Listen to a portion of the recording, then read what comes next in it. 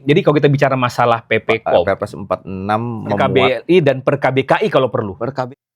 Oke, Oke. teman-teman, kita live kembali dan setelah tadi udah menikmati makan siang dan diskusi-diskusi tentang masalah pengadaan barang dan jasa, hukum, juga tadi bicara seru tentang masalah PA-KPA, Pak Sam.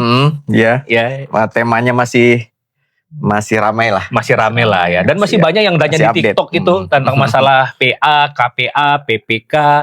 Ya, nah sekarang kita agak sedikit lebih dalam lagi tentang masalah PA, KPA dan apa penyebab apabila PA, KPA yang melaksanakan tugas PPK gitu. Khususnya itu tentang masalah kontrak. Ya. Nah, sekarang kita ketahui bersama bahwa kalau bicara masalah kontrak itu kan tanggung jawab daripada pejabat penanda tangan kontrak. Iya. Pejabat tanda tangan kontrak itu sama dengan PPK tidak? Enggak Nggak bisa sama. disingkat? Nggak bisa disingkat. PPKOM aja kalau gitu. Jangan lah. Kita kadang-kadang suka nyingkat-nyingkat gitu ya. Kalau gitu gini deh, sebelum pejabat tanda tangan kontrak deh, PPKOM itu bisa kita pakai nggak? Nggak bisa. Kenapa? Kan sudah di surat edaran. Gini, tapi kalau aspeknya nanti dampaknya mungkin Pak Halid yang lebih tahu. Tapi buat saya,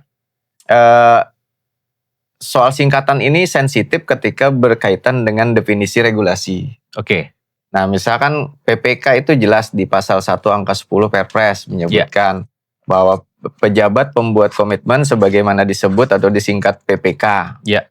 Berarti kan kamusnya kita nggak bisa pakai kamus keluar, kamusnya kamus peraturan. Ya. Nah, ketika disebutkan pejabat penanda tangan kontrak itu adalah salah satunya PPKOM, maka nanti referensi regulasinya akan dicari ke Perpresnya. Sementara di Perpres itu referensinya adalah singkatannya adalah PPK. Iya, emang kalimatnya sih di pasal 1 angka 10 pejabat pembuat komitmen yang selanjutnya disingkat. Selanjutnya disingkat PPK. Kan? Nah, sebutannya langsung pada akronim. Ya. Ada beberapa pasal juga yang selanjutnya disebut. Ya. Itu kalau disebut kita masih oke lah, masih ada perdebatan. Tapi ini jelas disingkat. Singkat ini kan dalam bahasa Indonesia baku namanya akronim. Ya. Nah, kalau akronimnya cuma ada PPK, ya jangan gunain akronim lain. Pejabat pembuat kompor begitu, jadi PPKOM begitu. Ada yang kontrak itu pejabat pembuat kontrak. Nggak ada, itu PPKON saya bilang gitu kan. PPKON ya? Iya. Pejabat pembuat kontrak gitu. Kontrak. Mentang-mentang ada PPK ya gitu. So, jangan-jangan jadi pejabat pemandu karaoke. Apalagi deh. Itu kalau pejabat pemandu karaoke rasanya di dalam aturannya disebut pejabat pemandu karaoke sebagaimana disingkat LC. Wush. Udah kemana-mana dari TikTok. Nanti mentang-mentang ini hari Minggu nih TikTok kita berdua. Kan ini live 2 akun Live 2 akun Pak Samsul dengan akun saya nih. Ya. Jadi jangan lupa yang bagi baru belum follow, ikut follow masing-masing ya. Ya, yang akun Pak Samsul jangan lupa follow saya juga. Yang akun saya jangan lupa follow Pak Samsul. Beranda Samsul Ramli. Kalau saya Khalid Mustafa PLC. Procurement and Law Consultant. Keren PLC, itu. Seperti udah itu. Ada ininya ya, udah ada brandnya ya. Nah, jadi kembali lagi. Jadi kalau kita bicara masalah PPKOM, singkatan PPKOM itu sebenarnya tidak dikenal dalam peraturan perundang-undangan. Kalau ada yang mengatakan bahwa ini kan ada di SE surat edaran. Nah, SE sekali lagi bukan aturan sebenarnya. Baru saya mau bilang gitu kan. Pak Halid yang paling tahu. Terus yang kedua juga, dampak itu tidak mungkin bisa kita lawan dengan SE. Betul. Gitu. Bahwa misalkan kita menggunakan definisi yang tertuang sebagaimana dalam SE gitu kan, nggak bisa.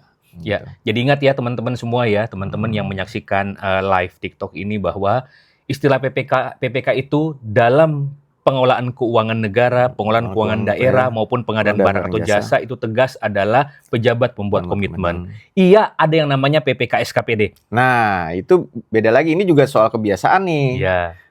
PPK SKPD itu jelas adalah singkatan. Jadi jangan disingkat lagi gitu ya. Itu kan udah singkatan. Jadi jangan PPK SKPD adalah PPK. Nah, itu jangan. Ini kan kutipannya. Pejabat Penata Usahaan Keuangan Satuan Kerja Perangkat Daerah sebagaimana disingkat PPK SKPD, jangan lagi disingkat PPK jangan lagi gitu. Jadi hanya ada PPK pejabat pembuat komitmen, kemudian PPK SKPD namanya pejabat penata usaha keuangan. Pejabat penata usaha keuangan. Jadi ingat ya teman-teman, sekali lagi tidak ada PPKOM, pejabat pembuat kompor, seperti itu. Ya, tegas. Nah, kembali ke diskusi yang awal lagi tadi, Pak Sam, bahwa apabila PA atau KPA ini yang bertindak selaku PPK, salah satu yang paling rumit ini kan dalam pengendalian kontrak. Iya.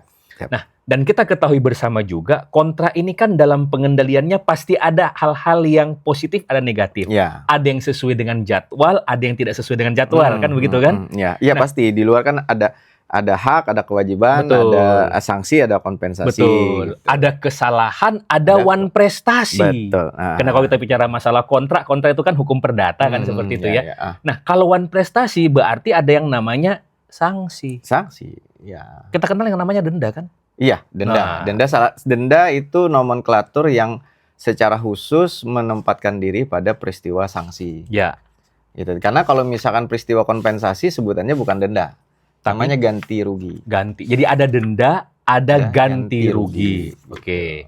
Nah, kemudian jenis-jenis denda kalau kita lihat itu apa aja ya? Sepanjang yang kita ketahui kalau di pengadaan barang jasa yang paling umum adalah denda keterlambatan. Denda keterlambatan gitu ya. Iya. Kemudian kalau di dalam kontrak sendiri kan ada denda terhadap mutu yang tidak sesuai. Ya, denda cacat mutu. Denda cacat mutu seperti itu. Kemudian kalau kita bicara tentang masalah pembinaan, apakah denda itu bagian daripada pembinaan? Sejauh yang saya tahu sih enggak ya, karena denda itu tidak ada tujuan untuk pembinaan sebenarnya. Denda itu kan hukuman. Denda itu hukuman. Sanksi. Gitu. Bahwa implikasi hukuman soal niat dan segala macam itu kan peristiwa-peristiwa lain ya. Iya. Artinya maksud saya itu di luar ranah kontraktual. Jadi kalau yang namanya pembinaan itu bisa berupa sanksi gitu ya. Yang disebutkan hanya satu, itu sanksi blacklist. Ya. Nah. Soalnya kalau kita lihat di Perpres itu sendiri di pasal 78 ayat 4, perbuatan atau tindakan sebagaimana dimaksud pada ayat 1, ayat 2 dan ayat 3 di masalah tindakan-tindakan gitu kan, maka dikenakan sanksi administratif. Ya, dikenakan sanksi administratif, dan sanksi administratif itu salah satunya karena menggunakan kata hubung dan atau adalah sanksi denda. Nah, jadi denda itu kalimatnya adalah sanksi. Nah, jadi ya kita nggak bisa seharusnya ya tidak mengeluarkan nomenklatur sanksi yang lain ya, yang awalnya denda. Karena sebenarnya denda cacat mutu itu sebenarnya denda keterlambatan juga valid. Iya. Ya, namanya sanksi ganti kerugian lah seperti gitu kalau, ya. Ya, itu yang sebenarnya ini. Jadi ya menurut saya jangan kecuali Perpresnya dirubah. Kalau memang mau ditambah di sini klausul tentang masalah pembinaan di mana untuk melakukan pembinaan diberikan denda, tapi kayaknya jadi agak lucu. Denda itu sanksi, denda itu atau pembinaan itu dua hal yang terpisah. Karena upaya memperbaiki penyedianya bukan lewat situ sebenarnya. Nah, bicara tentang masalah perbaikan penyedia, kan kita kan mengetahui bersama bahwa proses pengadaan barang dan jasa ini kan dapat dilaksanakan dengan dua cara. Cara swakelola dan melalui penyedia. Kan begitu. Nah, sedangkan pemilihan penyedia, kalau kita melihat kalau barang konstruksi jasa lainnya kan ada 5 ya. Pengadaan langsung, penunjukan langsung, kemudian untuk e-purchasing, kemudian tender cepat dan tender. Kalau konsultan kan ada yang pengadaan langsung, penunjukan langsung, kemudian e-purchasing itu sendiri dengan seleksi kan begitu ya. Nah, pada prinsipnya kan kita kan memilih penyedia gitu ya. Saat ini di dalam Perpres 46 ya, itu salah satu standar minimal daripada penyedia itu kan namanya kinerja. Ya. Nah, ini gimana ini kita memilih penyedia berdasarkan kinerjanya? Kita tahu nih, penyedia ini yang di tempat lama ini pekerjaannya nggak selesai-selesai. Penyedia ini begitu ada temuan BPK nggak menyelesaikan, padahal tidak di blacklist. Betul. Kemudian ikut tender lagi di tempat kita. Kalau kita pilih bermasalah. Tidak dipilih dengan alasan dia pekerjaannya ini melanggar ketentuan. Nah, ini gimana caranya kita? Jadi kalau saya termasuk yang sangat gembira ketika Perpres 46 memuat penilaian kinerja itu sebagai salah satu indikator paling minimal. Paling minimal itu minimal kan artinya syarat paling yang harus ada gitu ya. Yang harus ada sehingga menurut saya ini salah satu reformasi pengadaan barang jasa. Karena selama ini pengadaan barang jasa kita dalam konteks pemilihan penyedia itu kita masih menganut pada kompetisi jangka pendek. Ya. Kalau saya yang mengumpamakannya kayak sprinter. Lari cepat. 100 meter. 100 meter selesai. Ya, 100 meter selesai, begitu selesai BAST, kemudian BAST penyedia balik lagi ke titik awal. Betul. Gitu seolah-olah nggak pernah melaksanakan pekerjaan tuh. Betul. Balik, tender lagi, lomba lagi, kerja lagi, tempur lagi, kemudian nih. Nah, sementara dalam prinsip manajemen rantai pasok itu kan landasan yang melindungi adalah sustainability, keberlanjutan. Ya, jadi bukan hanya sekedar tiba masa tiba akal. Nah, yaitu. Jadi kita kalau tidak berubah gitu ya, tidak berubah menjadi kompetisi jangka panjang, kita harus tadi kalau sprinter terus capek kita. Ya. Bayangkan tuh setiap kali pengadaan pemilihan ya, lagi, setiap kali pengadaan pemilihan lagi kan? Terus diulang dan capek ininya. Maka dan kemudian kalau kita hitung-hitung sebagai prestasi nih ya Pak Lid ya, kita prestasi itu apakah dinilai pada saat kita bersiap-siap untuk lari? Ya. Atau kita dinilai prestasi kita itu pada saat kita finish sebagai juara? Sebagai juara, ya. Kayak gitu ya? Betul. Seharusnya kita lebih mempercayai penilaian setelah mereka finish dan juara. Karena kalau cuma sekedar lari, jangan-jangan porsinya lari itu kelihatannya bagus, kemudian pinggulnya terangkat dengan bagus, terjungkang. Nggak jadi finish gitu. Belum finish, itu kan juga capek juga kita kan. Iya. Jadi yang jadi pertanyaan selanjutnya adalah ketika mereka betul-betul kita yakini memiliki kompetensi untuk melaksanakan pekerjaan, finish di sebagai juara. Nah setelah sebagai juara kita kasih apa? Ya termasuk dengan pertanyaan di TikToknya Pak Sam tuh, penilaian kinerjanya udah tertinggal gitu loh. Iya. Ya telat saja berapa hari tuh? 50 hari ya? Iya. 50 hari dapat nilai baik. Nah itu tadi saya bilang kita harus memperbaiki itu. Nah niat dari Perpres sudah kelihatan. Tapi kan baru minimal itu. Betul. Jangan lupa ya, saya bacakan lagi ya untuk semua ya. Saya bacakan lagi untuk semua bahwa ketentuan yang terbaru itu di pasal 44, ya. Pasal 44 ayat 8A. Ayat 8A ya. Jadi Anda jangan cuma mencari di Perpres 16 2018, tidak dapat. Ini munculnya di Perpres nomor 46. Jadi untuk membacanya ya harus pakai konsolidasi. Iya. Ya, seperti itu. Tuh. Ini baca Perpres pakai konsolidasi, jangan baca Perpres masing tiga Perpres. Buka 3, Perpres 16, Perpres 12, kemudian Perpres 46 sudah. Buka filenya 3 gitu. Buka filenya. Jadi pakai yang konsolidasi yang ada di TikTok saya, silakan lihat di keranjang kuning ada gitu di keranjang kuningnya Pak Halid tuh. Kalau di silakan. tempat saya nggak bisa lagi nih, ada kena sanksi. Tempat Pak Samsul follow akun saya gitu loh ya. Silakan di searching Halid Mustafa PLC seperti itu untuk bisa bergabung di akun saya. Nah, kembali lagi di sini disebutkan bahwa di ayat 8A persyaratan kualifikasi paling sedikit meliputi kinerja penyedia. Padahal tadi disebutkan di TikToknya Pak Sam, terlambat aja masih baik Pak. Iya, nah itu jadi sebenarnya niat baiknya kita untuk menuju vendor management system sebagai satu kesatuan rantai pasok yang tidak terputus itu adalah dimulainya penilaian kinerja ini. Nah sekarang dari sisi kebijakan penilaian kinerja kita ini tidak berkembang secara semestinya menurut saya. Betul. Berarti yang disampaikan oleh viewer benar ya, bahwa penilaian kinerja kita terlambat. Padahal ini perintah Perpres. Iya. Dan itu kalau kita nggak Pak Halid jangan ini. Kalau misalkan ini ya, saya jadi terpancing lagi nih. Kita kan pimpinan provokator. Jadi sebenarnya kalau misalkan di sektor konstruksi, saya bilang ini sudah mandatori. Sudah wajib ya. Fardu ain lah. Iya, karena di Undang-Undang 2 tahun 2017 diturunkan ke PP 14 tuh ya. Terus kemudian ada PP 22 juga. Itu dengan tegas menyebutkan bahwa pemilihan penyedia untuk jasa konstruksi itu melalui penilaian kinerja. Padahal itu ada di PP loh ya. PP peraturan pemerintah. Jadi kalau saya bilang Perpres itu cuman ngutip aja dari PP itu. Iya. Nah, tapi yang sayangnya diskusi formulasi ini di tataran kebijakan, tataran strategis ini tidak terjadi. Ya. Tapi ngomong-ngomong kita udah punya sikap, Pak. Sistem informasi kinerja penyedia. Baru kualifikasi, Pak. Oh. Itu pun kita bingung misalkan ini. Tidak ada fitur, misalkan kayak vendor manajemen sistem di Prancis misalkan. Ya. Itu kita bisa dengan mudah melihat daftar vendor pemerintah dengan kualifikasi yang bagus. Jadi ada nilainya ya. Ya mirip-mirip kalau kita di online shopping lah ya, ada bintangnya gitu kan. Ada nilainya dan ada nama penyedianya. Ya. Alamat memang nggak ada, nama penyedia yang ada. Ya. Karena kalau kita mau mengakses alamat nanti akan ada lagi request tuh. Ya.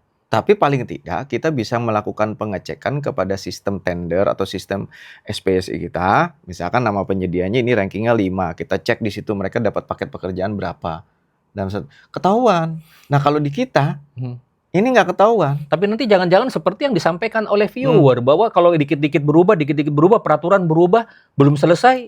Nah, sebenarnya kalau berubahnya atau jangan-jangan begini ya, yang berubah itu hal yang kembang-kembangannya yang nggak penting sebenarnya. Iya. Hal yang utama justru malah nggak diurusin. Iya, makanya vendor manajemen sistem itu bukan tentang perubahan kalau menurut saya. Iya. Ini tentang kemajuan peraturan pengadaan barang jasa kita. Saya sedikit aja nih tahu buat kawan-kawannya. Masalah kita sampai sekarang itu, ini dibuktikan dengan fokus kita dalam kebijakan. Sampai saat ini kita masih sibuk memperbaiki kebijakan tentang bagaimana memilih penyedia yang baik. Iya sih. Pak Lid? Tadi Pak Lid cerita tentang kontrak. Iya. Sampai sekarang pertanyaannya, apakah kita punya standar kontrak? Ya, yang dalam MDP itu gimana? Itu model. Wah, bukan standar ya? Bukan standar. Iya. Misalkan standar dokumen kontrak untuk pengadaan AC. Jadi berdasarkan per spesifik kegiatan, per KBLI dan per KBKI kalau perlu. Per KBKI. Karena kalau per KBLI pasarnya. Iya. Kalau KBKI komoditasnya. Jadi kalau ketika kita membutuhkan komoditas ini, maka standar kontraknya kayak gini loh. Nanti lapangan usaha harus menyesuaikan kita, jangan kita yang menyesuaikan lapangan usaha. Betul. Dan konteksnya kalau kita bicara masalah kontrak ini kan pelaksanaan pekerjaan gitu ya. Iya. Pelaksanaan pekerjaan berdasarkan komoditas itu udah terstandar sebenarnya. Jadi jangan sampai nanti kita membuat terlalu luas, begitu dilaksanakan untuk pekerjaan AC disamakan untuk pekerjaan pompa. Betul. Nah, ini sederhananya sekarang. Kita ada metode katalog e-purchasing. Iya. Standar kontraknya yang digunakan standar kontrak tender. Ya. Nggak cocok, bro. Nah, kembali lagi nih, Pak ya. Kembali lagi tentang masalah kinerja penyedia nih. Ya, berkinerja baik. Nah, ini juga ada pertanyaan tentang masalah apakah kita harus mempersyaratkan kemampuan keuangan atau modal di bagian daripada persyaratan penyedia itu baik? Iya, harus. Wajib. Saya bilang wajib. Cuman kita mempersyaratkannya di mana? Kalau kita metodenya masih metode tender, kemudian mempersyaratkan di metode tender. Ingat tender ini kita baru ancang-ancang mau lari kan? Ya kayak tadi sprint ini untuk taruh tangan, kaki, taruh tangan, gitu kan? Kaki. Ya. Diminta syarat keuangan yang nggak bisa lari dia. Karena kayak keberatan. Iya, terlalu berat. Masa dia persiapan mau berangkat lari aja kita dikasih modalnya macam-macam, harus baju yang bagus, harus sepatu yang bermerek dan segala macam. Jadi persyaratan keuangan modal ini setelah mereka dapat modal. Jadi mungkin seperti gini, kalau kita ibaratkan kan banyak tuh ya. Perasaan saya beberapa tahun yang lalu ada seorang atlet lari Indonesia yang itu ditemukan itu hanya berlari dengan menggunakan telanjang kaki, tidak pakai sepatu gitu. Nanti setelah dia menang, ya baru dia kan akan dapat modal tuh, dapat hadiah. Belilah dia sepatu kan kayak gitu. Logiknya nih. Jadi pada prinsipnya sebenarnya persyaratan itu bukan cuma sekedar di awal, jangan setiap tender modal. Itu. Nanti yang terjadi adalah cuma nyimpan dari saku kanan ke saku kiri gitu kira-kira. Itulah ya. Kenapa di tender itu syarat sampai 2,5 miliar, pengalaman 1 tahun itu tidak diperlukan. Oh, jadi jangan sampai nanti baru di awal bikin perusahaan langsung ikut yang 10 miliar, mentang-mentang usaha kecil. Gitu. Nah, ini siklus ya tadi saya bilang sih. Kita bicaranya bukan lagi sprinter. Kita bicaranya adalah kompetisi jangka panjang menggunakan mekanisme estafet. Maraton estafet. Satu kali dapat paket dengan tender, kemudian dapat modal, kemudian modal itu kemudian menjadi modal kerja. Nah, modal kerja ini kan cita-citanya buat dapat paket lagi, Pak Ali. Mestinya hadiah bagi penyedia yang dapat menyelesaikan pekerjaan dengan BAST adalah dapat kepastian dapat paket minimal 1 di tahun berikutnya. Nah, ini ada 2 nih yang saya pikirkan ya. Yang paling pertama adalah bahwa selain dia sprinter, selain dia mendapatkan hadiah, dia dinilai bahwa kinerjanya baik pada saat di tahapan pertama. Iya. Ya, satu ya. Betul. Terus yang kedua, hadiah dia bukan hanya dalam bentuk sepatu, tapi kepastian untuk mengikuti lomba berikutnya. Estafetnya. Ya. Nah, itu kalau tidak salah di dalam Perpres itu sudah bisa masuk ke dalam, walaupun ini masuk di penunjukan langsung ya, pasal 38 ya, yang tentang masalah repeat order. Betul. Jadi kalau memang mau diperluas yang namanya repeat order itu bukan cuma di penunjukan langsung. Iya. Ya.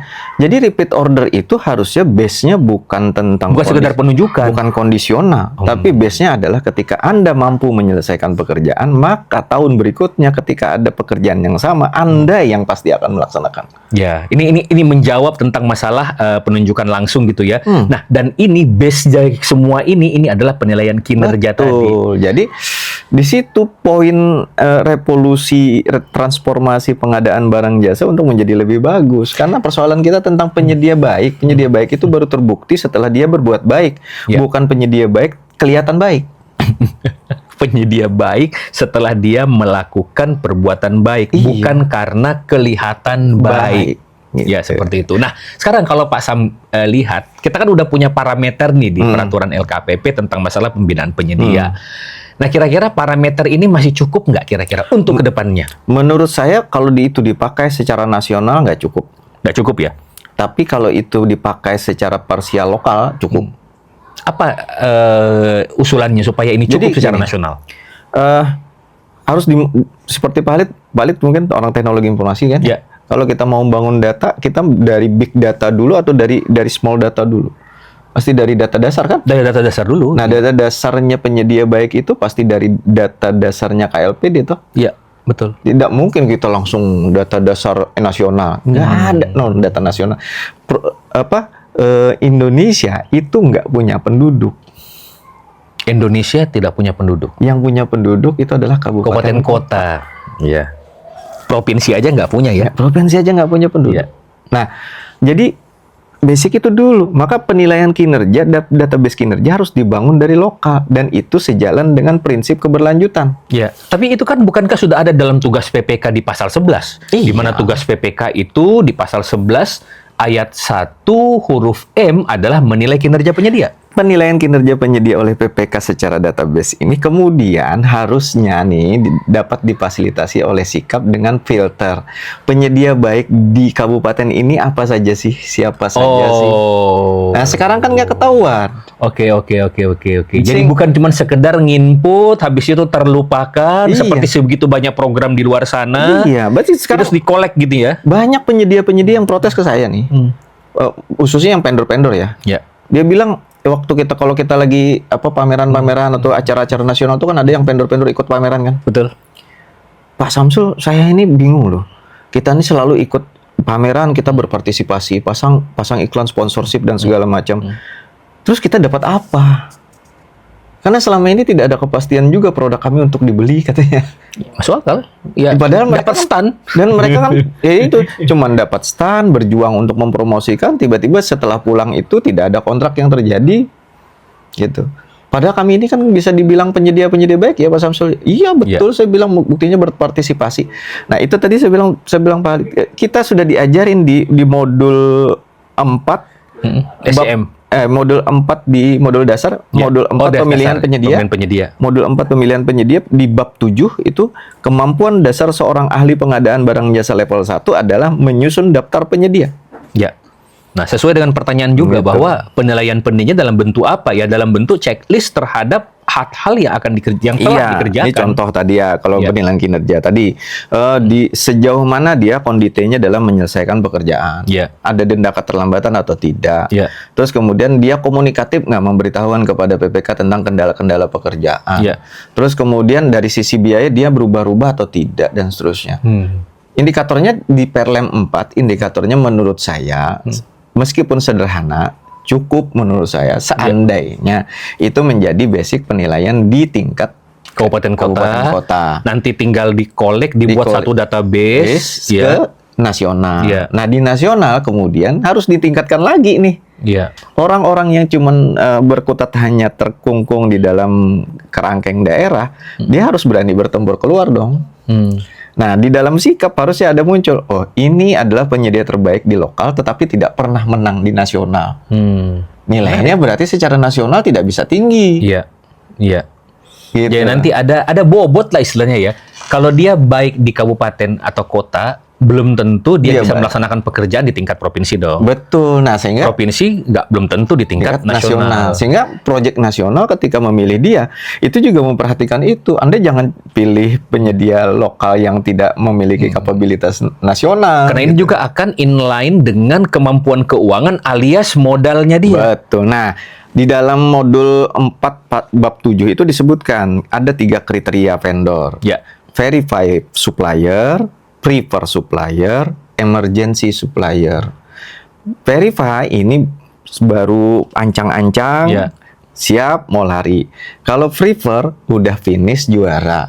Terus kemudian emergency, dia tidak diminta untuk melaporkan kemampuan keuangannya, tapi dia bersedia menandatangani fakta integritas untuk menyampaikan bahwa kemampuan keuangannya setiap 3 bulan sekali. Berarti nggak perlu dong kita minta mereka setor modal sebelum tanda tangan kontrak? Nggak perlu. Oke. Jadi dengan, Anda mau nggak naik pangkat dari prefer supplier ke emergency supplier? Oke, syaratnya apa? Syaratnya menyampaikan laporan keuangan secara rutin kepada kita. Agar nanti pada saat peristiwa darurat, Anda akan mendapatkan proses penunjukan langsung. Tapi ini kan konsepnya untuk yang emergency. Kalau untuk yang pertama dan yang kedua, apakah kita perlu kepastian dia punya modal sebelum tanda tangan kontrak untuk memastikan dia akan nanti memiliki kinerja yang baik? Ya, pertama ketika masuk kedua dia kita pasti punya penilaian pengalaman bekerja sebelumnya. Iya kan? Berarti sebenarnya sih tanpa ada setoran modal dia sudah punya modal hasil kerja yang dikerjakan sebelumnya. Dan yang kedua, Pak, prefer vendor itu adalah jalan masuk mereka untuk bisa mempersiapkan dirinya mengerjakan pekerjaan selanjutnya. Iya. Saya sering bilang saya tanyakan ke peserta kelas tuh, Pak, Anda lebih yakin kepada penyedia yang pinjam alat, sewa alat, atau beli alat? Saya bilang, alat kontraktor lah. Ya. Pinjam alat, sewa alat, atau beli alat? Ya. Beli karena dia milik. Ya. Oke, nah sekarang kalau beli alat berat untuk usaha kecil berat apa enggak? Berat. Ya. Supaya ringan gimana? Kredit. Nah sekarang kredit alat berat ada nggak yang 1 tahun? Nggak ada, nggak akan pasti minimal 5 tahun kan. Nah kalau 5 tahun itu mereka tidak ada jaminan dapat kepastian paket pekerjaan, gimana bisa ngredit alat? Masuk akal. Iya kan? Iya. Karena setiap tahun mereka harus ikut tender. Iya. Mereka cukup menang 1 kali, setelah 1 kali mereka dapat kepastian karena mempertahankan kinerjanya. Tahun berikutnya kamu akan dapat paket lagi serupa dengan ini. Dan otomatis dia akan memaksakan diri mengerjakan dengan baik karena kalau tidak kreditnya menjadi kredit macet. Salah satunya itu menghindari peminjaman bendera. Oke. Ini kita menyelesaikan masalah secara sistemik, bukan secara jangka pendek. Ya. Begitu mereka putus kontrak, dipukul pakai blacklist, gitu. Kita juga bertanggung jawab, Pak Halid, terhadap kejelekan penyedia itu. Betul. Gitu loh. Kita selama ini tidak memberikan jaminan kepada penyedia-penyedia kita untuk setiap tahun dapat paket. Ya. Nah ini nanti saya nggak tahu nih, ada disambungkan lagi nih. Kenapa penyedianya itu terus? Ya, dan itu sering loh ya. Sering, teman-teman. Saya sering juga mengatakan bahwa utamanya ini ya, saya nggak bicara tender. Tapi saya bicara untuk pengadaan langsung, penunjukan langsung, termasuk e-purchasing. Iya. Ya, kenapa sih penyedia yang ditunjuk L4? Ya, lu lagi. Kan begitu. Nah, itu kalau secara secara metode ya Pak Halid, namanya e-purchasing, pengadaan langsung, penunjukan langsung, tender cepat. Itu pemilihan penyedia terbatas memang. Ya kan? Kalau penyedia terbatas itu berarti kan ngundang. Ya. Kalau kita ngundang pasti ngundang yang dikenal kan? Betul. Logikanya. Ya. Nah sekarang begitu ditanyain oleh APH, Anda kenal nggak dengan penyedia? Kita jawab kenal nih. Kenal. Begitu kenal nanti diteruskannya lagi. Kenal karena apa? Iya. Kenal karena saya kenal pribadi. Maka pertanggungjawabannya pribadi kan? Iya. Supaya ini pertanggungjawabannya struktural gimana? Anda kenal nggak dengan penyedia ini? Iya Pak, saya kenal. Kenalnya dari mana? Daftar penyedia mampu Pak. Kinerjanya baik mengerjakan ini. Makanya saya kenal. Dia peringkatnya nomor 1 Pak pada saat itu. Maka dari itu dia yang kami undang pertama kali. Nah, kalau itu ada daftar penyedia mampu itu ada. Selama ini ada daftar penyedia namanya sikap tadi yang saya bilang kualifikasi. Tapi teman-teman di daerah tidak bisa melihat mana penyedia-penyedia baik di lokal mereka. Datanya yang kurang, menampilkan datanya yang sekarang masih kurang pertanyaannya gitu ya. Mau beli makanan misalkan, penyedia-penyedia di lokal ini nilainya 4, Ya. paling tinggi. Ya. Sementara begitu masuk Sikap, ada penyedia nasional yang nilainya 5. Ya. Begitu kita baca Sikap, yang kepilih yang nomor 5 dong. Ya, betul. Tapi dia di Jakarta. Jakarta, ngirimnya ke Banjar gimana gitu kan? Nah, begitu maksud saya itu ada daftar penyedia mampu lokal dengan penilaian, sehingga mereka, kalau saya mau jadi penyedia nasional saya tingkatkan gini. Itu ada grading yang bisa kita bina. Nah, vendor management system bisa menjadi solusi atas kebutuhan kita terkait penyedia-penyedia baik. Iya, saya sering sekali bahwa ada sering sekali permasalahan hukum kalau misalnya kita menjadi pemberi keterangan ahli gitu ya, bahwa ini ada dalam tanda kutip pengkondisian terhadap penyedia tertentu, dan salah satu aspek dicurigainya itu atau kecurigaan tersebut muncul itu karena penyedia yang ditunjuk L4 lu lagi. Karena kenal dengan PPK. Dah bukan muncul jangan-jangan sering memberikan gratifikasi, jangan-jangan suap, atau bahkan di beberapa tempat ijon oleh kepala daerah. Jadi, seperti itu. Dengan bahkan kemarin Pak Halid mungkin ingat ya, saya ketika Pak Halid dekat dengan teman-teman ombudsman ya. Ya. Saya kan udah bilang gitu ya. Ya. Ini yang menilai kinerja hasil pekerjaan penyedia jangan kita. Ya. Ombudsman. Gitu. Harus ada lembaga lain yang sifatnya netral gitu. Jadi masyarakat ketika misalnya nih ada jalan dibangun oleh penyedianya selesai BAST gitu kan. Kemudian jalannya rusak. Nah, jalannya rusak, masyarakat menggunakan sistem laporan yang diawasi oleh ombudsman. Setiap satu laporan akan mengurangi nilai penyedia 0,05 misalkan. Dan saya sangat setuju dengan usulan ini. Kenapa? Waktu yang lalu saya ke Jepang, gitu ya, melihat pekerjaan konstruksi yang ada di sana. Itu ada loh untuk laporan masyarakat terhadap pekerjaan tersebut. Dan itu bukan cuma terhadap hasilnya, terhadap prosesnya. Jika ada kita melihat yang sesuatu yang aneh gitu, difoto, laporkan, dan itu akan memberikan nilai yang berkurang terhadap penyedianya. Belum terverifikasi saja pelaporan itu sudah ngurangin 0,0 berapa poin. Betul. Di Madinah juga gitu. Wah, ini. Kami moto sih sama anak saya kan gitu. Wah, Pak ini gitu. Foto dek gitu ini segala macam. Foto ada barcode-nya. Nah, itu. Menarik. Jadi justru kalau seperti kita lihat ya ada beberapa video-video yang lalu ada yang anak SMP tuh ya yang melihat aspal begitu dipegang hancur gitu loh. Tapi yang terjadi kan justru persekusi terhadap yang melaporkan itu anaknya. Justru harusnya kita berterima kasih kepada mereka. Dan gini, masyarakat akhirnya tidak perlu lagi melakukan viralisasi. Karena apa? Begitu dipoto, kemudian dilaporkan ke dalam itu, kemudian ombudsman bertindak, gitu kan?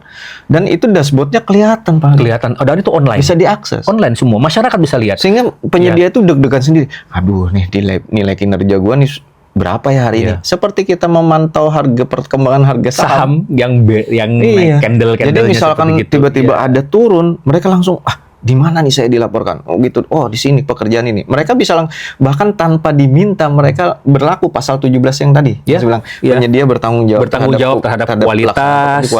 Ya, jadi pelaksanaan kontrak, kualitas barang atau jasa. Itu bukan harus dipukul dulu oleh PPK. Iya, bukan harus diperiksa dulu oleh BPK dan BPKP. Masyarakat itu langsung melihat langsung hasil kerjanya. Membangun sistem informasi vendor management system masuk sampai kinerja dari pelayanan publik dan kinerjanya dilihat publik, itu yang menurut saya cita-cita besar bangsa kita yang harus kita fokuskan. Saya masih banyak lihat loh di beberapa tempat itu yang pekerjaan pembangunan jalan, kemudian trotoar, kemudian pasirnya ditumpuk di pinggir jalan, akibatnya begitu hujan melebar ke jalan, jadinya licin, membuat kecelakaan. Nah, hal-hal ini harusnya minusnya udah ampun-ampunan. Itu nanti direkturnya, Pak. Dia mendapatkan informasi secara langsung melalui WA atau SMS Bank, SMS Center dan segala macam untuk nilainya turun.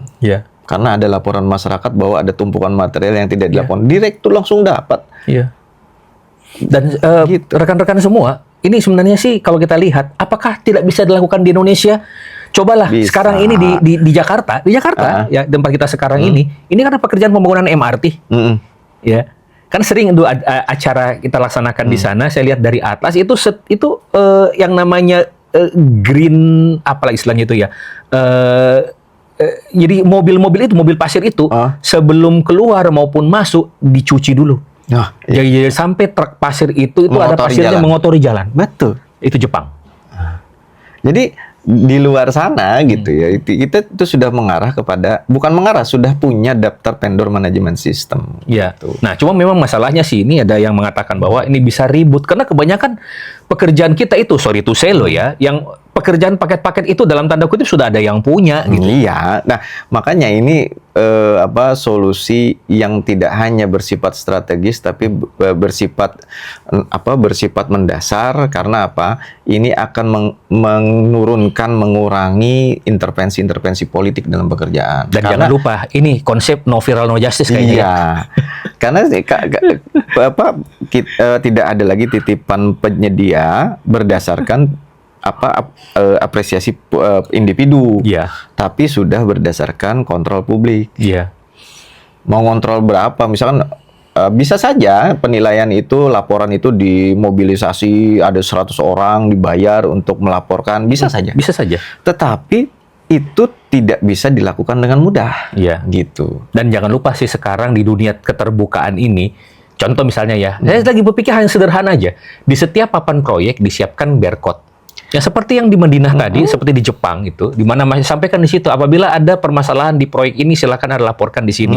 Kemudian nanti di situ, ya kita juga nggak bisa langsung nerima begitu saja. Tetap ada verifikasi, ya verifikasi berdasarkan bukti dan dibahas di weekly meeting. Betul. Nah, jadi kalau selama masa konstruksi itu penilaiannya sesuai masa konstruksi, nanti ada selama jaminan kegagalan bangunan juga ada penilaiannya. Dan jangan lupa ada satu lagi, Pak Sam, pada saat pemeliharaan. Iya. Nah, itu juga nih saya ya di kelas ya, in-house nih biasanya tentang kontrak, saya justru mengajarkan tentang bagaimana mengendalikan kontrak di masa pemeliharaan. Ya karena ini teman-teman semua ya yang menyaksikan TikTok ini maupun rekaman ini, bahwa kalau kita bicara masalah konstruksi itu ada dua masa. Masa pelaksanaan pekerjaan yang berakhir pada saat PHO, serah terima pertama, dan masa pemeliharaan pada saat FHO. Nah, tujuan masa pemeliharaan ini kan tujuannya untuk memastikan kualitas pekerjaan konstruksi yang dikerjakan itu sama sampai dengan pada saat pemeliharaan selesai. Ada hal. Coba ada masalah lain di situ. Ada hal revolusioner yang saya usulkan di beberapa kelas, Pak Halid. Ya. Di Undang-Undang Jasa Konstruksi atau di Undang-Undang itu di Peraturan Jasa Konstruksi kan masa pemeliharaan itu di pengawasan itu 10% kan? Betul. Padahal itu kan normanya minimal. Minimal, betul. Saya bilang, bikinlah masa pemeliharaan itu 40. Kemudian masa pelaksanaan itu 60. Karena 10% itu mereka nggak berasa, Pak. Iya sih. Ya kan? Apalagi kalau misalnya pekerjaannya itu hanya sekitar 400 juta. Nah, 10% ini logikanya juta. valid ya. Pekerjaan 3 bulan selesai. Masa pemeliharaannya kan 6 bulan. 6 bulan, betul. Berarti kan yang lebih panjang masa pemeliharaan dibandingkan pelaksanaannya. Berarti yang lebih panjang masa pelaksanaan kontraknya lebih panjang sebenarnya adanya di pemeliharaan. Ya. Kalau dia bangun permanen ya. 3 bulan kita mati-matian mengendalikan one prestasi, sementara di 6 bulan kita duduk-duduk ngongkak kaki. Kan lucu. Iya. Misalkan ketika saya tanyakan, di masa pemeliharaan ada nggak peristiwa pemutusan kontrak? Banyak yang bilang tidak ada. Kan pekerjaan udah selesai, Pak. Putus kontraknya di mana? Padahal masa pemeliharaan itu masa pelaksanaan pekerjaan dan masa pemeliharaan adalah masa pelaksanaan kontrak kan? Ini juga penting untuk semua ya. Kalau kita bicara masalah kontrak konstruksi, khususnya untuk pekerjaan konstruksi, yang namanya kontrak konstruksi itu sampai dengan pemeliharaan berakhir. Iya. Karena banyak yang mengatakan bahwa ya ini kan berkontraknya sampai ke pelaksanaan, selesai lepas tangan semua. Itu karena kita tadi di dalam kontrak tidak ini bilang radikal saya adalah 40% taruh. Jadi sampai PHO itu cuma bisa dibayar 60% maksimal. Iya. Nanti di pemeliharaan itu baru 40%-nya. Iya. Nah, kalau dilakukan kayak gitu, Pak, penyedia akan aware tentang itu. Nah, kita kembali kepada kaitan dengan kinerja penyedia. Kinerja penyedia ini kan kinerja berdasarkan kontrak kan, Pak Sam? Iya. Berarti kinerjanya ini sampai dengan pemeliharaan dong? Iya dong.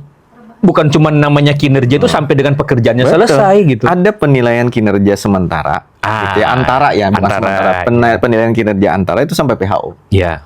Nah, nanti ada penilaian kinerja final.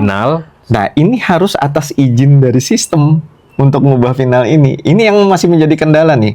Kenapa tidak diberikan ini kepada misalkan kalau misalkan supaya ada asas objektivitasnya ya diberikan misalkan kepada otoritas tertentu, misalkan seperti UKPBJ gitu kan, bahwa membuka sistem untuk dinilai kembali itu harus ada izin dari UKPBJ, kemudian ada bukti bahwa FHO-nya sudah ada dan penilaian kinerja. Nah, ini yang harus kita bangun. Jadi saya bilang sikap kita, sistem informasi kinerja penyedia kita ini terlambat untuk dikembangkan. Karena lagi-lagi sih, gemes juga sih terus terang sih bahwa kita ini ributnya di luar sana. Kok ribut tentang masalah pemilihan sih? Iya. Ya, kita ribut tentang masalah bagaimana sih proses tender, persyaratan ditambah. Sampai tadi pagi Pak Sam, sampai tadi pagi kita ada di grup kan dibahas ya. Oh iya. Masih ada Pokja yang mempersyaratkan, yang menggugurkan hanya gara-gara STNK-nya tidak berlaku. Aduh. Ya ini apa ya? Seolah-olah pengadaan barang jasa itu adalah solusi dari segalanya. Pemilihan penyedia tender itu, padahal tender itu baru kita ancang-ancang mau lari. Betul. Kita proses tender itu kan proses untuk melaksanakan pekerjaan. Kita ini kan targetnya agar barang dan jasa itu tersedia sesuai dengan kebutuhan. Betul. Kan? Lah harusnya diskusi-diskusi yang banyak itu bukan di pemilihan lagi. Makanya kalau Pak Halid tahu lah di tim kita kan. Saya udah nggak menyentuh-nyentuh lagi soal pemilihan kan? Iya. Karena sudah ada Ira, ada Harry gitu ya. Selain soal spesialisasi juga tentang ya saya agak udah bosan gitu loh. Masa kita berkutat di MDP. Kita tidak bercerita tentang bagaimana membangun standar kontrak yang bagus gitu. Misalkan e-purchasing nih sekarang. Ada nggak standar kontrak e-purchasing? Nggak ada sampai sekarang. Itu standar kontrak tender yang kita pakai untuk e-purchasing. Yang ada malah dokumen mini kompetisi yang sekarang syaratnya ditambah-tambahin juga. Itu kalau saya mini kompetisi itu terus terang sampai kalau kita ngadain kelas saya selalu bilang, aduh capek udah. Capek gitu ya. Jadi ada nanya tuh bahas mini kompetisi, capek. Karena mini kompetisi itu adalah pertandingan atau tender di mana penawaran penyedia itu tidak kita ikat dengan kesepakatan, tapi kita ikat dengan perasaan. Jangan contoh ya Pak Lid ya, disebutkan kan penyedia menawar pada mini kompetisi. Sebenarnya kan mereka nggak menawar, mereka cuma nayangin produk. Iya kan, yang dikompetisikan produk tayang. Iya kan, mereka nayangin produk, kemudian kita dengan PD-nya bahwa oh dia menayangkan produk untuk saya. Kata penyedia, enggak. Kan lucu gitu loh. Kita mau mengkompetisikan apa? Ya namanya lagi-lagi mini kompetisi kan bagian daripada e-purchasing, bagian daripada e-katalog, katalog yang ditayangkan untuk semua. Makanya gitu. Jadi kita dipaksa untuk terlalu pede. Ya apa sih kalau terlalu pede itu ya apa istilahnya sudah kayaknya dia suka sama gua deh gitu loh. Apa itu istilahnya gitu. Jadi kita terlalu pede. Dia nawarin buat kita gitu. Habis itu nanti begitu mau ini kita cek lagi dia nawarin buat kita gitu. Sementara kata penyedianya saya nggak nawarin buat situ, diubah dia. Iya. Padahal kita sudah nyatakan ini sudah cocok nih. Begitu sudah cocok, begitu mau surat pesanan, tayangnya berubah. Beda lagi. Karena nggak ada appendo di dalam mini kompetisi itu. Udah lah. Jadi kan capek-capek sendiri. Di beberapa kelas mini kompetisi di tempat saya, itu menurut saya berhasil. Karena ketika saya narasumbernya, saya menunjukkan bahwa mini kompetisi pekerjaan konstruksi itu tidak cocok untuk dilakukan untuk pekerjaan konstruksi. Kalau itu kayaknya kita udah diskusi yang sejak tahun lalu gitu. Kami berdua untuk teman-teman semua, termasuk orang yang mengatakan bahwa konteksnya e-purchasing itu purchase. Ini kayaknya ilmu SCM, supply chain management tingkat dasar deh, gitu ya. Purchase, supply chain, gitu ya. Iya. Supply chain. Siapa bilang nggak ketemu? PPTK tanda tangan dalam kontrak ada. Bertiga lagi tanda tangan kontraknya. Penyedia PPTK mengetahui PA. Yo, belum ketemu kan? Ini ada yang lebih aneh lagi. Alasan PPK tidak mau tanda tangan kontrak, alasan PPK menyerahkan ke PPTK adalah karena tidak mau tanda tangan kontrak. Tapi ternyata beliau tanda tangan di mengetahui dalam kontrak. Kacau tuh. Iya, karena supaya apa? Supaya bisa tahu siapa pemenangnya seperti gitu gitu loh. Aduh. Jadi teman-teman semua bicara masalah pengadaan lucu-lucu lah gitu di lapangan ya. Lucu-lucu, apalagi kalau misalnya Anda sering diskusi dari Sabang sampai Merauke, dari Aceh sampai ke Papua, kita menemukan bahwa aturan yang menurut kita sebenarnya sederhana gitu loh. Tapi pelaksanaannya di lapangan jadi ya itu tadi sebenarnya sih rusaknya roadmap kita itu rusaknya adalah ketika e-purchasing katalog ini diradikalisasi dengan sangat kencang pada saat kepemimpinan yang dulu ya, menurut saya, sehingga ada alat-alat yang mestinya kita dipaksa untuk pakai pisau untuk motong kelapa gitu. Jadi pada akhirnya kita bingung sekarang mau pakai parang dinyatakan salah.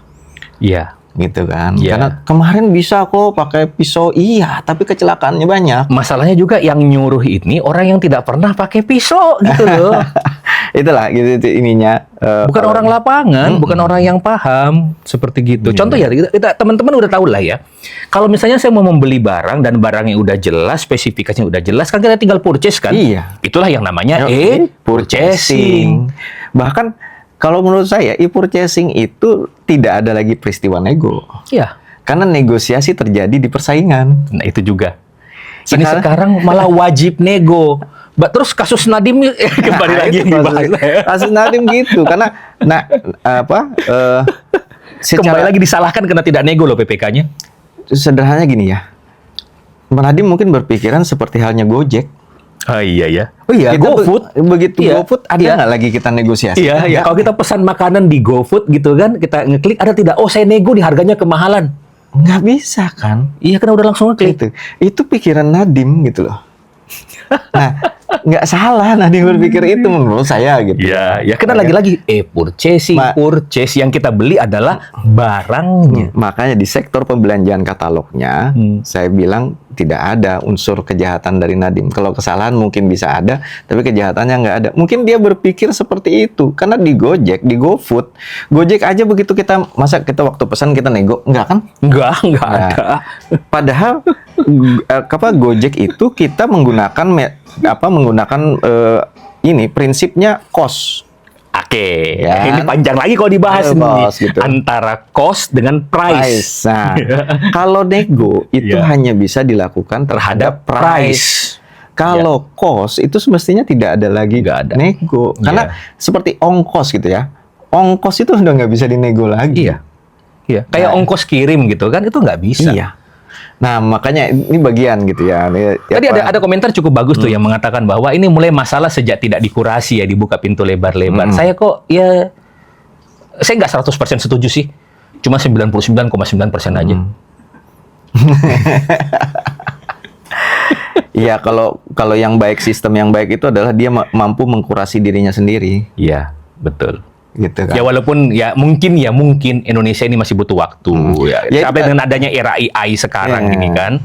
Itu tadi saya bilang kita nggak bisa mengharapkan sempurna. Berarti kita harus mengakui bersama-sama bahwa katalog kita ini adalah pasar yang tidak sempurna. Dan karena tidak sempurna itu jangan seseorang dijadikan tersangka. Iya. Nah, karena ketidaksempurnaan sistem kemudian transaksi yang tidak sempurna itu dinyatakan sebuah kejahatan, ini yang nanti akan merusak sistem itu sendiri. Betul. Orang yang sedang jalan untuk menuju kesempurnaan, tiba-tiba di tengah jalan dia langsung diejek gitu, bahwa Anda jalannya tidak sempurna, Anda tidak akan berhasil. Nggak pernah nyampe nih orang. Saya masih ingat Pak Sam, saya ada pertanyaan juga tentang masalah apakah kalau misalnya nego itu menjamin prosesnya tidak dijadikan masalah.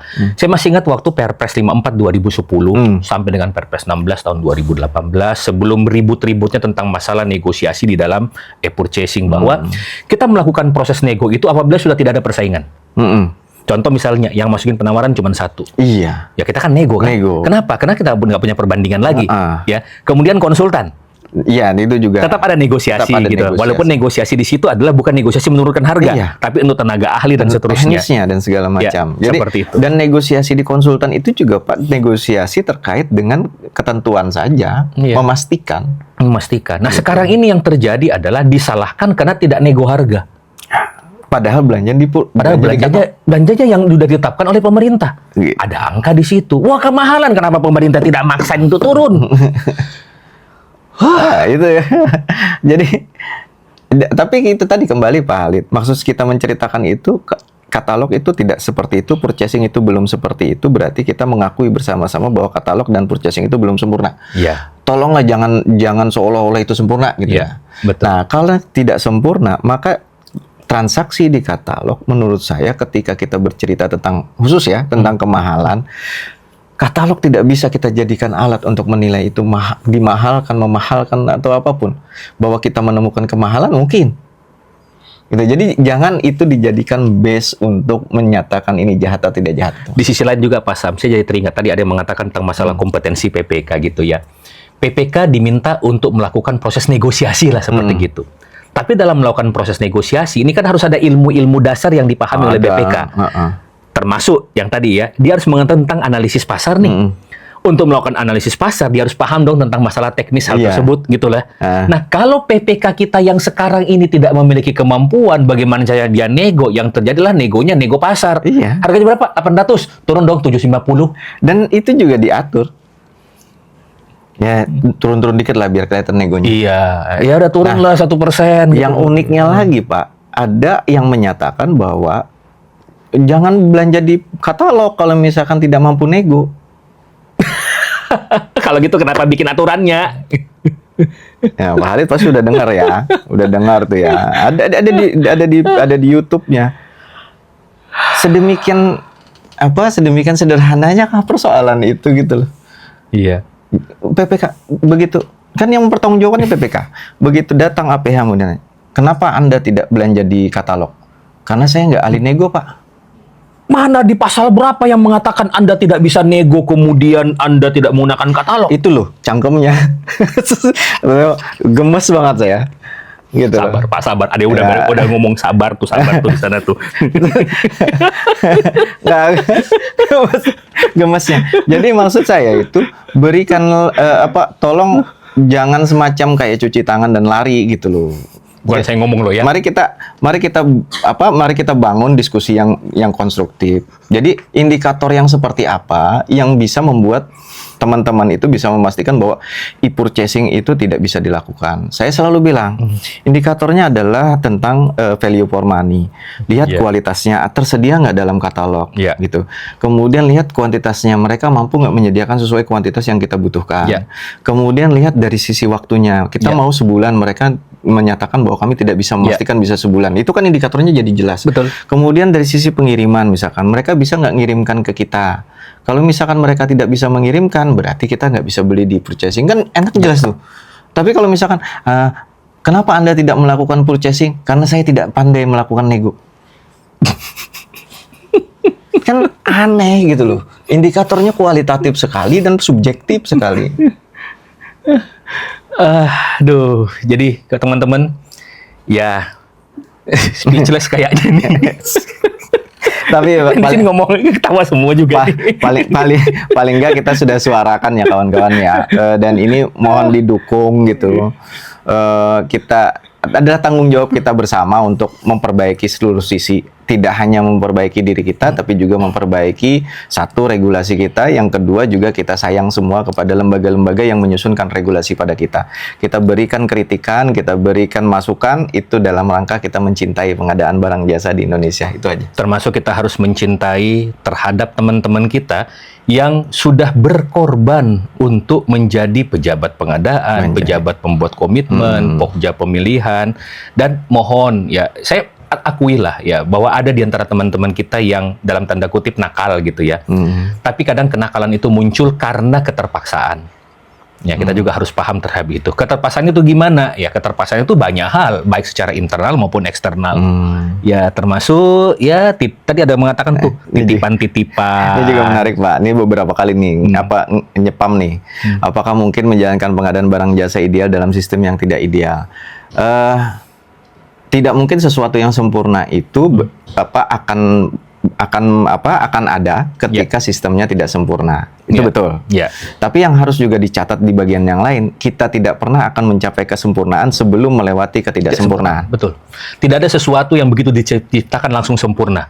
Ada namanya proses belajar. Cuma kembali lagi, proses belajar itu kalaupun dia salah adalah salah, bukan jahat. Jadi itu titik kuncinya gitu, bahwa kita hidup itu adalah untuk berikhtiar, bukan untuk memastikan bahwa hasil dari ikhtiar kita itu berhasil sesuai dengan keinginan kita. Bukan.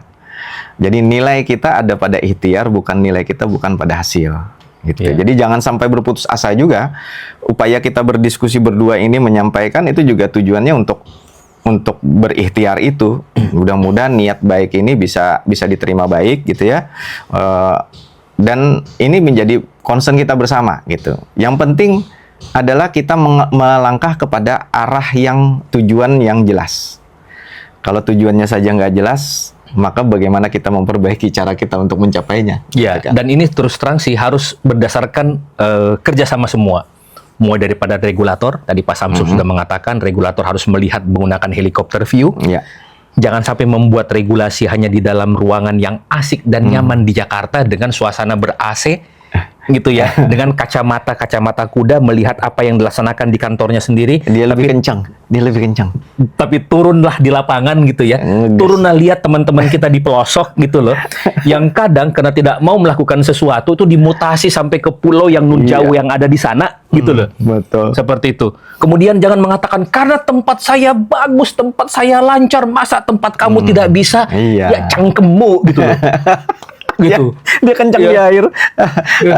Iya, saya sepakat sekali. Jadi mudah-mudahan ya kawan-kawan kita menyayangi lembaga kita, organisasi kita tetap mencintai, tapi dengan pola-pola yang diharap bisa memunculkan perbaikan gitu ya.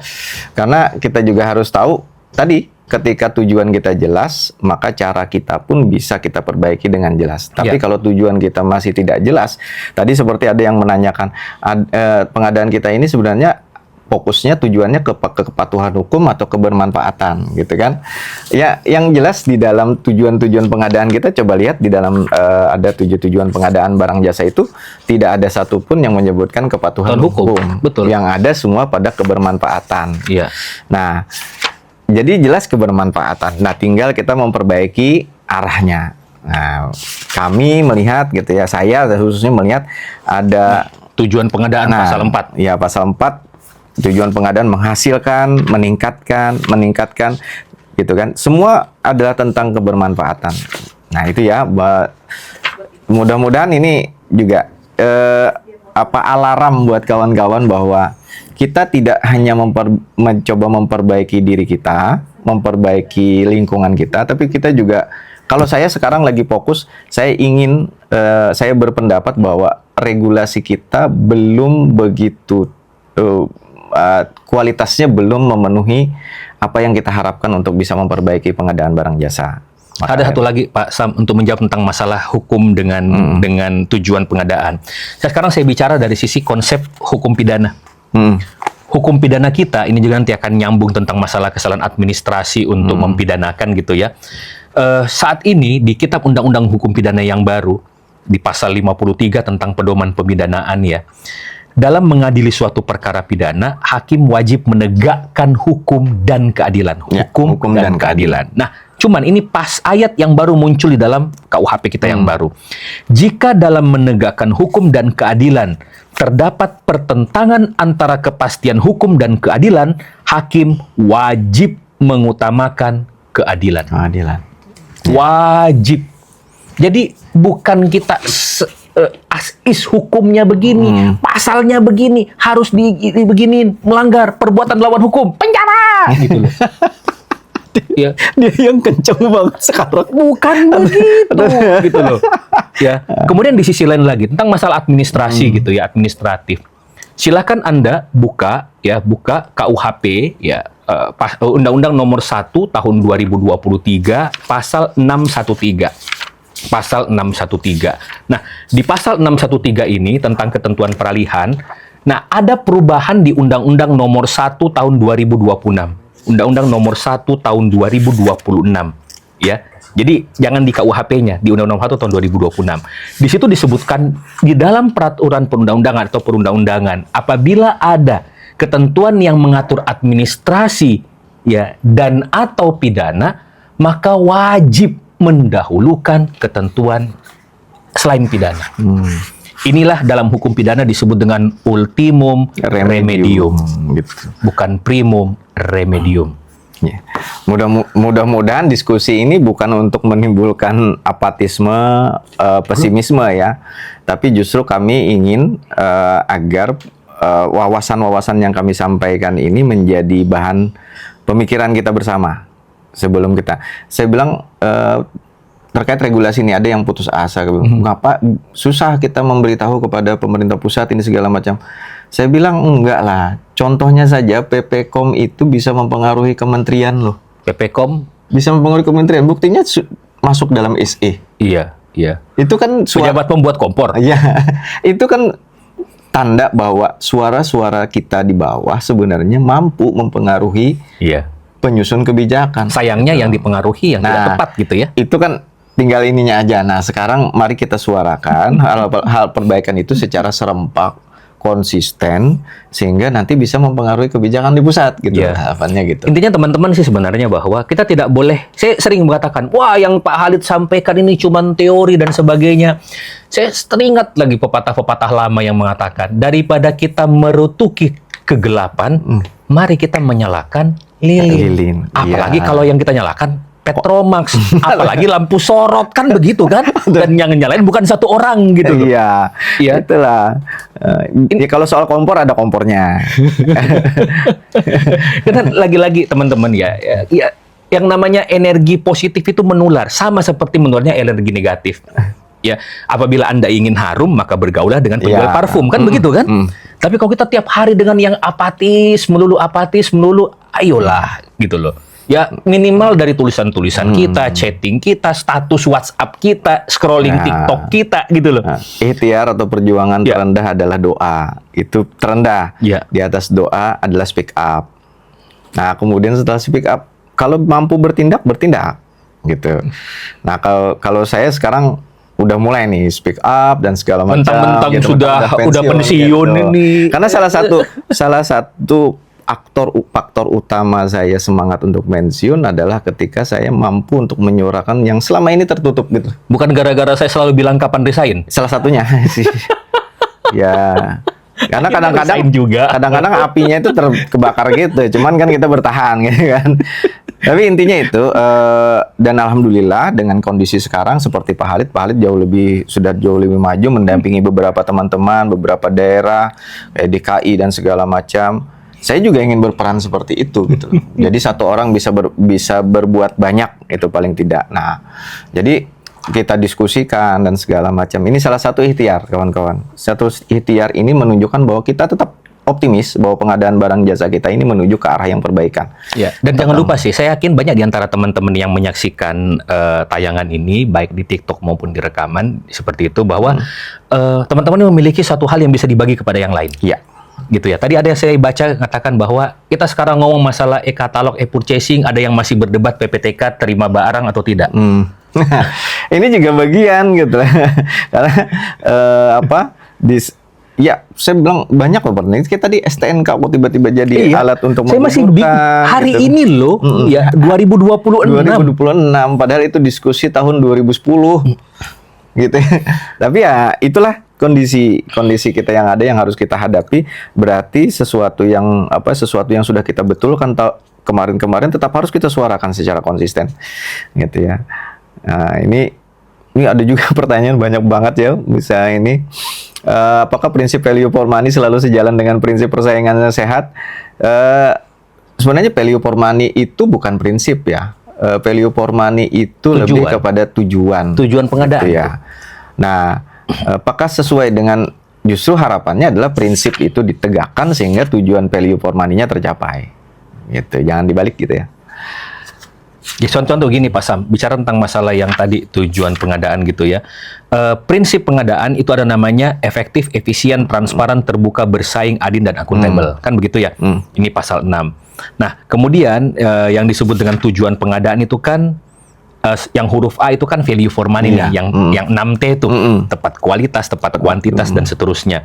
Nah, sekarang kalau kita bicara tentang masalah prinsip yang persaingan tadi, apabila persaingan terjadi dengan baik benar-benar di antara penyedia yang setara, maka barang yang dihasilkan itu pasti akan memenuhi prinsip pengadaan. Dan tadi kita mencoba memperbaiki persaingan kita bukan di persaingan. Ini penyedia-penyedia masih menganggap bahwa persaingan utama itu ada di tender. Persaingan utama itu adalah di pengendalian kontrak. Anda dapat pekerjaan, bekerja dengan baik, disitulah persaingannya. Tapi masih kita perlu akui bahwa ketika Anda bekerja dengan baik, serah terima dengan baik, penghargaan negara kepada kebaikan itu belum ada. Ya, lagi-lagi kita hanya fokus terhadap konteks pemilihan, tapi dalam pelaksanaannya tidak dilaksanakan seperti itu. Kita harus bergerak maju, berpindah dari satu tahap. Tahap pemilihan penyedia harusnya sudah selesai. Kita mulai masuk kepada tahap pengendalian kontrak. Kita perbaiki pengendalian kontrak kita, kemudian kontrak kita harus mampu menyelesaikan pemilihan penyedia berikutnya. Dengan melalui tadi penilaian kinerja. Ya, yang kita diskusikan di awal. Saya pernah Pak Halid menemukan di salah satu kontrak, karena waktu saya gabung dengan GIZ Jerman, itu ada salah satu kontrak, di kontraknya dengan tegas menyebutkan, apabila Anda bekerja dengan baik, menyelesaikan pekerjaan ini, maka Anda akan mendapatkan paket pekerjaan serupa di tahun berikutnya karena sudah dianggarkan. Karena ini rencana jangka menengah. Kontrak loh Pak Halid. Kontrak. Di dalam kontrak menyebutkan itu. Sehingga dia terpacu betul-betul untuk, karena kata dia kalau dia telat, dia nggak dapat paket berikutnya. Itu yang menarik tuh. Itu kalau di kita, secara sistem hukum yang sekarang, kalau misalkan itu dipandang, bisa-bisa jadi korupsi. Karena menjanjikan sesuatu. Gitu. Iya, benar. Kontrak lump sum plus fee itu belum bisa diterima dengan baik, karena itu masih untuk pekerjaan darurat kan. Betul. Padahal kontrak lump sum plus fee itu adalah masa depannya pengadaan. Saya sering kutip satu cerita, satu kejadian, satu fakta yang terjadi di Masjidil Haram gitu. Dengan kontrak lump sum plus fee, perusahaan Saudi Bin Laden itu mampu memenangkan tender dengan penawaran fee 1 rial. 1 rial. Lihat sekarang perkembangan. Karena dia mungkin konsepnya adalah lump sum plus fee. Berapapun nilai modal mengerjakan pekerjaan itu, ketika selesai mereka hanya dapat fee 1 rial. Cuma harus diingat bahwa konsep lump sum yang dia lakukan itu benar-benar real pelaksanaan. Open book costing. Termasuk bukan berarti rugi loh ya. Enggak rugi. Ini banyak yang salah kaprah. Salah.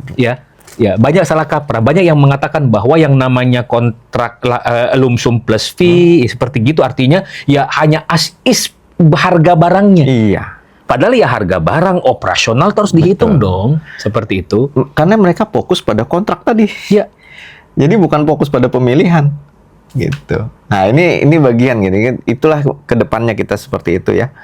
Tapi tetap saya bilang kita harus suarakan. Jadi kalau saya tadi dari panjang diskusi ini, kalau saya berharap mari kita fokus sekarang kepada bagaimana membangun daftar penyedia yang berkinerja mampu. Sesuai dengan ketentuan pada Perpres bahwa saat ini persyaratan kualifikasi minimum itu adalah penilaian kinerja. Dimulai dari kabupaten kota. Dan data MBOS ini nanti dikumpulkan menjadi satu database nasional yang bisa dicek oleh semuanya gitu ya. Seperti itu. Oke. Itu kira-kira ya Pak Halid ya. Cukup ya teman-teman semua ini. Ini bagi yang belum tahu, ini sudah sesi kedua nih kami diskusi. Tadi ada pertanyaan-pertanyaan tentang masalah PPK dan seterusnya udah dibahas di sesi pertama. Yang jelas kesimpulannya PA atau KPA itu bertindak sebagai PPK seperti itu ya. Dan tadi dia nanya buku yang dipegang Pak Sam apa? Ini bukunya. Ini buku konsolidasi peraturan presiden karya Pak Halid Mustafa. tadi saya tantang juga beliau mengembangkan buku ini nanti sebagai buku perbandingan. Bisa diakses di Tokopedia ya? TikTok Shop ya? Enggak, lihat di akun aja di keranjang kuning saya. Di keranjang kuningnya Pak Halid. Ya, di keranjang kuning. Jadi yang belum ikut akun saya, ikut ya. Iya, ikutin, silakan, di jangan follow lupa aja. di-follow. Nanti ada keranjang kuning. Soalnya kalau di tempat saya belum affiliate. Jadi bisa. Jadi buat kawan-kawan yang live di tempat saya, nanti pindah ke tempat Pak Halid, cek akun Pak Halid, ini bukunya. Kalau menurut saya ini jauh lebih enak bacanya kebanding di PDF malah. Beneran. Kalau di PDF kadang-kadang suka males juga gitu. Itu kalau di ini kan enak nih gitu. Dan ini sudah eco label ya, karena kertasnya adalah kertas kertas daur ulang. Jadi makanya warnanya kuning seperti itu gitu ya. Karena book papernya ini. Book paper. Jadi memang benar-benar. Jadi jangan sampai kita hanya bicara masalah eco label cuma di teori gitu ya. Kita sudah mulai berubah pada saat kita menerbitkan buku yang dulu ya, Pak Lid ya. Ada yang katakan bisa tukar dengan sepatu, boleh. Yang penting satu dengan Asics Nova Blast 6. Oh, iya, tapi sebelah aja. Oh, jangan dong. Tukar sepatu sebelah. Nova Blast 6 ya, yang tadi minta untuk ditukar dengan sepatu. Boleh. Saya curiga Pak Suhe ini Pak Liamsi atau Pak ini nih Rahe nih. Beliau nih yang bantu jawab pertanyaan. Terima kasih. Jadi teman-teman ya, kita ini kebetulan kenapa muncul Pak Sam ini ya, lagi santai aja kebetulan datang ke kantornya KM di ruang podcast ini, kita diskusi santai karena kapan lagi ngajak provokator satu ini. Kita mau bikin tren baru podcast pengadaan barang jasa yang ngepodcastnya itu enggak terlalu serius tapi kontennya bisa mencerahkan gitu ya. Dan utamanya adalah tetap up to date. Tadi yang tanya kita udah bicara tentang masalah kasus Nadiem juga. Sudah. Itu udah kita. Tadi banyak curhat saya udah diterima semua. Curhatnya udah disampaikan. Bisa tersuarakan. Iya. Nanti kita upload ya di ini ya, masing-masing di ini. Ya, nanti kita akan upload masing-masing di YouTube masing-masing. Kalau makanya ini dua TikTok live nih bareng-bareng nih. TikToknya Pak Sam, TikTok saya, ini yang live bareng-bareng. Ini namanya kolaborasi. Ini real kolaborasi. Iya, real kolaborasi. Seperti itu. Kalau mau nonton ulang podcastnya, nanti silakan di Pak Halid nanti ya. Kalau khusus podcastnya. Ya, karena kita harus edit dulu gitu kan, edit dulu. Tapi yang sekarang ini udah cukup lah, seperti gitu. Nanti kita akan edit dulu, dimasukin ke dalam YouTube. Juga nanti ada beberapa segmen-segmen tertentu yang kita highlight. Seperti itu. Ya, jadi sekali lagi cukup ya, Pak Sam. Cukup kayaknya udah jam 5. Ya, dari sebelum duhur tadi di sini kita diskusi seperti itu. Jadi usul bisa nanti ada edisi anotasi penjelasan. Oke, anotasi penjelasan Perpres tentang apa nih? Tentang Perpres? Iya, kayaknya pengen model anotasi nih. Boleh. Yang seperti saya komporin tadi. Cuma begini sih, kalau anotasi Perpres yang sekarang ini kayaknya paling cocok sekalian dengan perubahan yang tadi Pak Samsul sampaikan. Contoh teman-teman ya, tadi Pak Samsul ngingatin bahwa pengertian PPK saja sejak Perpres 54 2010 sampai dengan Perpres 46 ini tuh ada beberapa perubahan. Iya. Betul. Dan perubahannya itu signifikan sekali. Berdampak sekali. Ya, termasuk kenapa sampai ribut di tempatnya Pak Sam bahwa kalau di APBD itu hanya PA-KPA loh ya. Iya. Jangan ada yang nanya lagi. Dibaca aja. Dan jangan lupa kalau untuk Pak Sam ya, jangan lupa ada buku beliau ya, buku tata organisasi keuangan dan pengadaan barang jasa pemerintah daerah. Iya. Ya. Jadi saya mengendorse juga buku beliau ini luar biasa. Jadi kalau yang tanyakan, Pak, ini di tempat kami masih PPK yang tanda tangan. Jawabannya cuma satu, baca bukunya. Udah jelas semua di sini. Yang jelas brand saya itu adalah pengadaan barang jasa pemerintah daerah. Itu. Jadi kita pakai brand lah tersendiri. Jadi kalau misalkan supaya Bapak Ibu sekalian teman-teman tahu ini buku untuk pemerintah daerah. Iya. Cuman uniknya Pak Halid, ternyata yang beli juga banyak dari APBN. Loh, nggak apa-apa untuk beli gambaran. Betul. Biar mereka sadar. Dan yang jadi masalah itu setelah itu beli, Pak, yang versi APBN mana? Ini saya masih belum terlalu pede untuk yang APBN ya. Walaupun bahan sudah kumpul betul. Ya. Tapi nantilah kita ini ya, kita pikirkan gitu. Kan orang pensiunan ini selalu nyari kerjaan. Cara dapatin bukunya Pak Samsul di mana Pak? Cara Di Keranjang Kuning. di Keranjang Kuning tempat saya. Silakan. Pak Samsul ada, Keranjang Di Kuning saya Keranjang juga Kuning ada. Pak Halid juga ada. Ada. Silakan. Silakan. Langsung aja klik di bagian bawah. Langsung Ya. aja klik, kemudian insya Allah dibaca-baca, dan kalau misalkan ada hal yang perlu ditanyakan, silakan ditanyakan ke saya. Ya. Gitu ya. Oh ya, khusus untuk yang follow akun saya, itu silakan klik biodata, ada hal di situ. Ya, silakan. Itu ada yang tanya boleh nggak jadi clippernya? Boleh, nggak ada yang banget, larang ya. selama Anda bagi ilmu Oh, iya. gitu loh. Dengan senang hati. Kami Iya. dengan senang hati. Wong saya juga ngeklip punyanya Pak Samsul, bahkan jadi rame. Itu bukan ngeklip sebenarnya, ngomporin orang materinya. Saya udah di internal tiba-tiba keluar gitu. Tapi bagus juga sih. Iya, bagus juga, Karena gitu. gini, tipologi saya tuh kan orangnya tidak terlalu pede untuk terus terang gitu ya. Tapi ternyata Pak Halid yang dorong-dorong terus. Memang bagian spesialisasi kompor memang Kita dia. kan spesialis kompor, kan PPKOM. PPKOM ya. Pejabat pembuat kompor. Bener. Iya. Tuh, ada yang minta pantun penutup, silakan. Apa, Aduh, burung beo, Sa. burung cendrawasih itu. Itu yang punya pantun cuman satu nih, tim KM itu adalah Pak Mas Rahpan itu. Itu Mas Rahpan. Mas Rahpan apa itu? Anunya? Burung irian, Burung irian, burung cendrawasih. cendrawasih. Cukup sekian dan terima kasih. Oke, Oke. semua terima kasih banyak untuk semua. Salam Ya, sampai semuanya. bertemu Terima lagi. kasih. Mudah-mudahan manfaat ya. Terima kasih banyak. Oke.